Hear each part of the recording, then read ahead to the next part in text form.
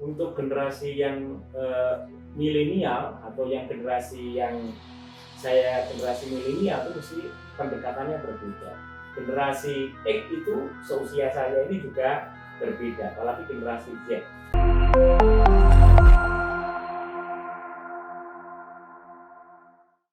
Assalamualaikum warahmatullahi wabarakatuh. Sahabat Dai sekalian, alhamdulillah saat ini kita telah berada di kediaman Ustadz Hafiz Subagio, Ketua Bidang Organisasi DPP Hidayatullah. Seperti apakah fungsi dari bidang organisasi ini di Hidayatullah? Kemudian bagaimana sepak terjang beliau? Sebelumnya juga kan bukan sebagai ketua bidang. Nah, kita akan bertaruh sebentar kepada beliau mengenai awal mula bergabung dengan Hidayatullah, kemudian dikalikunya sampai menjadi ketua bidang organisasi. Assalamualaikum Ustaz. Waalaikumsalam warahmatullahi wabarakatuh. Kabarnya gimana? Alhamdulillah. Baik. Lagi Ustaz, mohon untuk di-share ceritanya Ustaz bergabung dengan Hidayatullah masa mahasiswa itu seperti apa? Tahun 90-an. Iya, betul. Jadi dulu ketika tahun 90-an itu, ketika saya masih jadi mahasiswa, memang masa pencarian. Saya pernah dengan beberapa kawan mengadakan pengajian dan seterusnya, ada halaqah-halaqah keliling gitu, sampai kemudian saya ketemu teman yang mengantarkan saya untuk ditunjukkan majalah itu waktu itu. Lalu di Jogja, tempatnya di Sagan. Sagan itu sekarang lokasi yang cukup ramai, dulu nggak terlalu ramai. Nah, kita di situ ketemu dan kemudian saya tanya-tanya tentang Hidayatullah. Luar biasa, ada sebuah pendekatan baru yang ketika itu nggak lazim dalam gerakan mahasiswa. Jadi kita berkumpul, lalu kemudian melakukan kegiatan-kegiatan untuk membantu umat. Lalu saya sekitar tahun 94 saya gabung. Saat itu saya masih kuliah di Amikom Jogja gitu ya. Nah, gabung 94 saya dapat amanah di ekonomi juga. Sejak awal itu sebenarnya saya dapat amanah ekonomi 94, lalu saya 98 menikah dan dapat tugas pertama kali memang sekitar tahun 96 itu sempat dapat tugas untuk mengembangkan cabang ketika itu namanya di Kebumen. Itu Ustaz Ahmad Yunus yang baru nikah. Jadi Ustaz Ahmad Yunus sudah dapat tempat di situ, jalan, saya ditarik lagi ke Jogja. Sampai kemudian 99 ditarik, dulu ada namanya Dewan Eksekutif ketika masa transisi. Ketika Wong Yakam dan Abdullah Said meninggal dan menuju Ormas, itu ada masa transisi, ada namanya Dewan Eksekutif. Ada induk koperasi Hidayatullah, lagi saya diminta untuk menjadi tim, menjadi sekretaris induk koperasi Hidayatullah tahun 99 sampai kemudian nanti terbentuknya Hidayatullah sebagai ormas pada tahun 2000. Nah, ketika itu saya dapat amanah menjadi staf ekonomi. Jadi tahun 2000 sampai 2005 menjadi staf ekonomi. Berlanjut tahun 2005 ya, saya diamanai untuk menjadi ketua departemen gitu, ketua departemen ekonomi keumatan. Tetapi sebelum itu saya juga mengembangkan perusahaan IT, karena background saya IT, namanya Totalindo dulu, sempat berkembang dengan baik. Lalu dari 2005 sampai 2010 menjadi lagi tim di ekonomi, tadi menjadi departemen keuangan. Nah, 2010 departemen keuangan sampai 2015 ini 2005 sampai 2015 ini Ustaz Abdul Manan yang menjadi ketua umum. Lalu pada Munas tahun 2015 di Gunung Tembak di Balikpapan, saya diamanai menjadi ketua bidang perekonomian. Jadi kalau kemarin departemen di sampai tahun 2000. Jadi praktis hampir keterlibatan saya di Hidayatullah ini ngurusin ekonomi. Baru kemudian pada tahun 2020 kemarin yang Munas di Depok itu saya diminta untuk megang organisasi, sesuatu hal yang berat yang memang nggak biasa saya lakukan, tapi saya harus learning fast, belajar cepat untuk mengubah dari hal yang biasanya kalkulasinya hitung-hitungan angka gitu, ini menjadi hitung-hitungan orang, ini pendekatannya agak berubah. Nah, dari situ alhamdulillah, sebenarnya apa yang menurut saya alhamdulillah, karena BP Munas, Badan Pekerja Munas itu sudah menyiapkan namanya arah kebijakan strategis yang itu menjadi panduan, menjadi acuan, menjadi guidelines bagi semua bidang sebenarnya, termasuk bidang organisasi untuk kemudian melangkah ke depan seperti apa. Jadi sudah ada ininya, sudah ada guideline-nya, tinggal kemudian kami menyusun roadmap yang lebih lebih mendalam lagi. Kira-kira itu, Mas Rifat. Dari background sebagai mahasiswa IT, kemudian berkecimpung di Daetullah sebagai bidang ekonomi, dan tahun 2020 ditunjuk sebagai kepala bidang organisasi. Tadi yang saya bilang, dari awalnya mengurus keuangan, mengurus ekonomi, tiba-tiba mengurus manusia.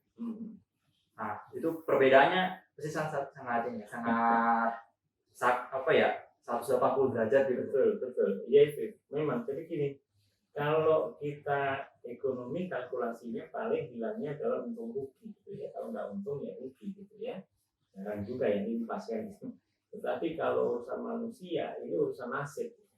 Nah, saya harus menyampaikan, karena seringkali ada salah persepsi bahwa bidang organisasi tukang mindah orang kan gitu. Nah, saya sudah ketika diamanai ini, karena di tim di bawah kami, saya serahkan juga di bidang organisasi itu ada departemen sumber daya insani, ada departemen organisasi sendiri, ada departemen hubungan antar bangsa, ada departemen hubungan antar lembaga dan hukum serta hak asasi manusia, satu departemen. Nah, saya bersyukur ini dapat tim yang bagus gitu. Nah, lalu apa perbedaannya? Sebagai contoh, ketika kami harus mutasi ya, karena pergantian dari kepengurusan DPW terutama ini kita ganti, maka salah satu hal yang tadi saya bilang ada arah kebijakan strategis itu ada rejuvenasi di situ. Ada diksi rejuvenasi yang maknanya kita harus ada terjadi permajaan yang luar biasa. Maka di kepengurusan DPW itu praktis ya hanya 6 yang tetap ya, 5 yang ganti posisi, 23 itu yang baru. Dan rata-rata anak-anak muda yang umur 50 tahun ke atas itu hanya 4 atau 5 orang. Yang lainnya anak-anak muda di DPW semua. Jadi ini menggambarkan bahwa kami punya semangat untuk melakukan perubahan itu. Dan ini yang berat ketika orang mau diamanahi, kita enggak. Kalau dulu zamannya Ustaz Abdul Said, pendiri Daetullah itu kan tugas itu satu yang ditugasi juga senang gitu ya. Yang kedua yang memberikan tugas juga langsung yang penting tugas. Sekarang kan banyak perhitungan di situ. Nah, tetapi yang paling luar biasa adalah saya punya meter gitu. Punya meter terhadap kesiapan orang yang ditugasi, kader yang ditugasi. Ada 4 paling tidak saya bikinkan. Satu adalah mereka tidak siap dengan tidak ada alasannya, pokoknya nggak siap. Yang kedua siap dengan alasan. Yang ketiga itu siap tapi dengan alasan. Tadi tidak siap dengan alasan, ini siap dengan alasan. Yang terakhir itu siap tanpa alasan. Nah ini ternyata banyak sekali. Jadi prosentasenya saya menunjukkan bahwa saya punya grafik yang menunjukkan bahwa ya 90% lebih ini sebenarnya masih siap tanpa alasan. Ini luar biasa sebenarnya. Ini dan rata-rata mereka adalah hati. Ya, ini yang dahsyat. Jadi kita bisa melihat kayaknya dari bidang ekonomi kalau bicara metrik-metrik kan ada tiba-tiba pedoman metrik-metrik dimasukkan ke organisasi. Betul ya. Nah, terus kemudian ya memang dia kan terkenal soal pemindahan tugas, jadi orang melepaskan semua yang sudah dibangunnya, termasuk sesuatu yang sudah ada di pusat pun seperti ini. Iya. Nah ini kan bicara tentang dia secara organisasi. Iya. Kemudian kita bicara Hidayatullah untuk bisa bagaimana Hidayatullah ini luarnya seperti apa itu? Di luarnya Hidayatullah ini seperti apa? Apakah Hidayatullah ini akan di bidang organisasi ini memfokuskan kepada kader-kader di dalam? Ataukah ada kita di Hidayatullah terutama di bidang organisasi mengurusin juga jamaah-jamaah yang di luar itu? Iya. Saya mungkin ambil contoh saja, jadi kaitannya dengan kasus advokasi hukum. Gitu ya. Kasus advokasi hukum itu di bawah kami. Itu juga ada kader kita yang kita urus, tapi banyak juga pihak-pihak lain yang kita urus. Saya secara detailnya nggak paham, berarti nanti bisa di cross check ke Departemen Hukum dan Advokasi bahwa kita melakukan pendampingan. Rata-rata yang kita dampingi adalah dai-dai, ustadz-ustadz, guru-guru yang memang secara ini seringkali lemah, gitu ya. Secara hukum lemah. Gitu. Bahkan misalkan kasus besar yang kemarin ada, mungkin saya nggak sebut namanya, kaitannya kasus yang yang rapid test atau swab test yang masalah itu, kita juga ikut terlibat dari ini. Kita juga terlibat di situ yang pertama. Yang kedua, kita juga mengadvokasi misalkan ada warga negara Palestina yang ada di Indonesia yang kena jeratan hukum karena paspor sampai menang itu malah selesai. Ada juga karena kita punya Departemen Hubungan Antar Bangsa, maka kemudian kita juga melakukan misalkan kasus kaitannya Rohingya, kita juga ikut terlibat. Yang terakhir kita juga diundang untuk datang ke Moro dan seterusnya, Moro Filipina Selatan. Dan yang menarik ini, kita akan mengirim dai-dai di beberapa tempat. Sebagai contoh, Timur Timur itu sudah meminta 10 masjid kita yang menjadi imam gitu ya. Dan kita melibatkan stakeholder, kita punya rumah Quran, kita punya posdai, kita ajak semua untuk kemudian menempatkan itu ya. Bahkan kemarin saya ketemu juga teman dari Kamboja, itu juga minta untuk kita dikirim dai ke sana. Artinya Hidayatullah ini hadir bukan hanya untuk Hidayatullah. Hidayatullah hadir untuk umat Islam semuanya, bahkan untuk dunia, bukan hanya bangsa ini. Ya, ini semakin menegaskan bahwasanya Hidayatullah ini bukan organisasi yang eksklusif, terutama dari tadi kita bisa dengar sahabat dari sekalian, dari bidang organisasi ini ternyata banyak juga pelayanan masyarakatnya seperti itu. Mengadvokasi terutama itu. Nanti insya Allah kita akan seperti ketua Ustadz, nanti kita akan coba berhubungan langsung dengan bidang hukum untuk lebih jelasnya. Kemudian Ustadz, Hidayatullah ini kan sudah besar lah, meskipun bukan organisasi yang tua. Cuma kan kita kalau orang lihat seperti Ustadz awalnya itu melihat Hidayatullah dari majalahnya, kemudian lambat laun berkembang menjadi pesantrennya, sekolahnya. Apakah masyarakat itu cuma akan terlibat dalam Hidayatullah ini hanya sebagai, misalnya kalau ada anaknya jadi wali muridnya sedekah, atau sebagai pelanggan majalahnya sedekah? Apakah ada cara untuk masyarakat ini bisa berkontribusi dalam dakwah, dalam mindset dakwah Hidayatullah seperti itu? Ya, jadi begini, sekarang mungkin sebagai data, Hidayatullah itu ada di 34 provinsi, ada di 374 kabupaten kota, kita punya 610 pesantren itu yang terdata. Sehingga ada lagi gerakan yang ingin kita lakukan untuk tadi, katanya Mas Rio, bagaimana merangkul masyarakat sebanyak-banyak terlibat dalam dakwah ini. Karena dakwah ini bukan hanya urusan Hidayatullah, bukan hanya urusan dai, tapi urusan kita semua. Maka kemudian salah satu langkah yang baru saja diluncurkan Mas saya beberapa waktu lalu adalah Rumah Al-Quran, atau nanti ada majelis Quran. Ini fungsinya untuk apa? Fungsinya untuk melibatkan masyarakat di kegiatan-kegiatan itu, kegiatan-kegiatan Hidayatullah. Mungkin saat ini kegiatan Hidayatullah ada pendidikan, ada dakwah, ada kesehatan juga, ada juga kaitannya lembaga ambil zakat, ada badan wakaf, ada juga search and rescue yang itu juga menolong di mana-mana. Setiap bencana pasti hadir gitu ya.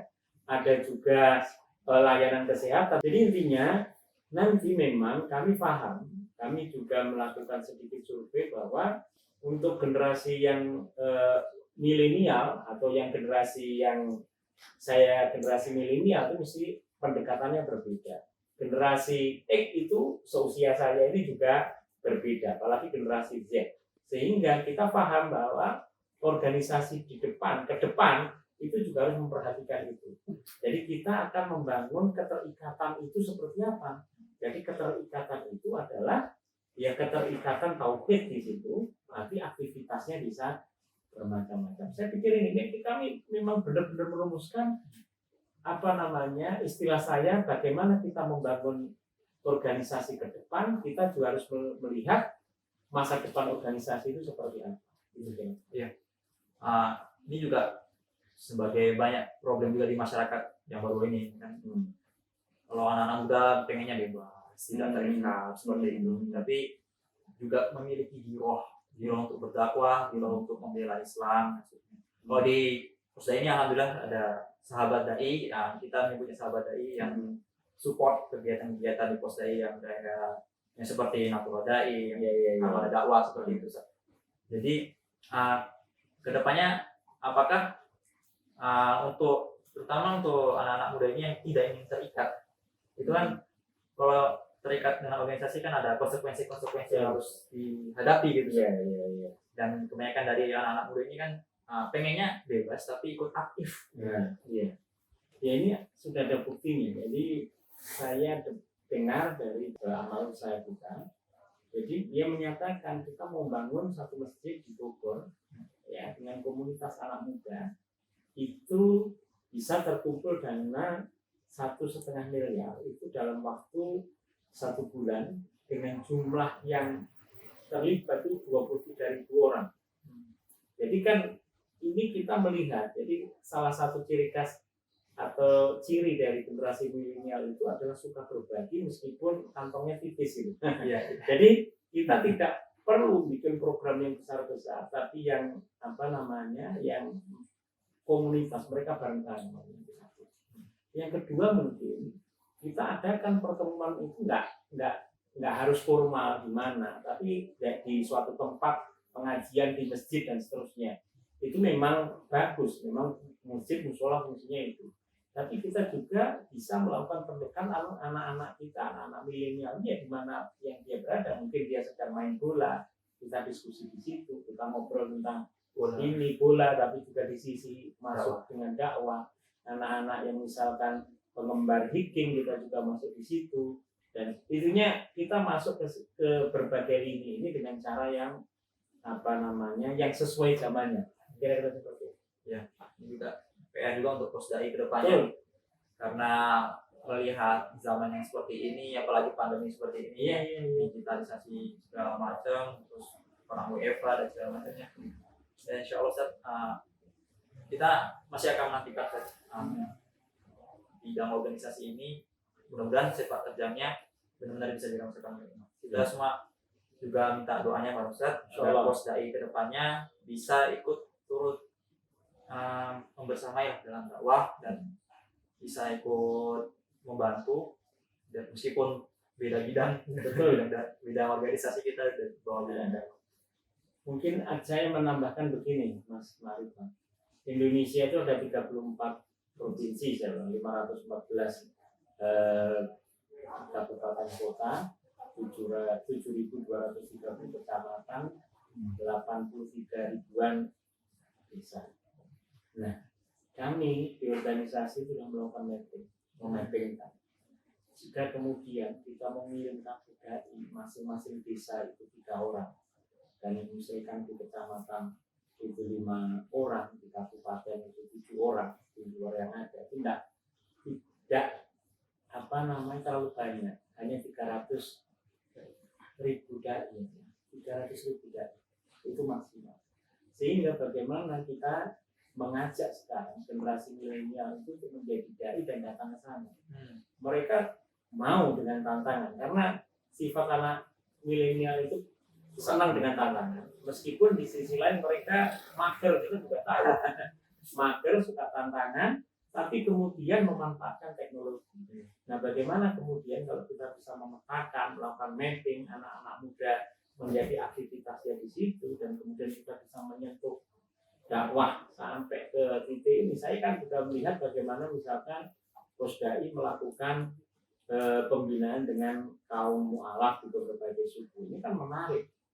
Ini yang mualaf, bagaimana yang tidak, tapi kemudian juga belum tersentuh dakwah. Nah ini yang menjadi proyek besar kita, menjadi tantangan besar kita ke depan, dan tentu bidang organisasi juga memandang ini menjadi apa istilahnya, menjadi pekerjaan besar yang harus ditunaikan. Mungkin tidak bisa hanya 5 tahun 10 tahun sampai beberapa saat, sehingga dakwah ini kemudian bisa membumi di seluruh dunia, tidak sekedar.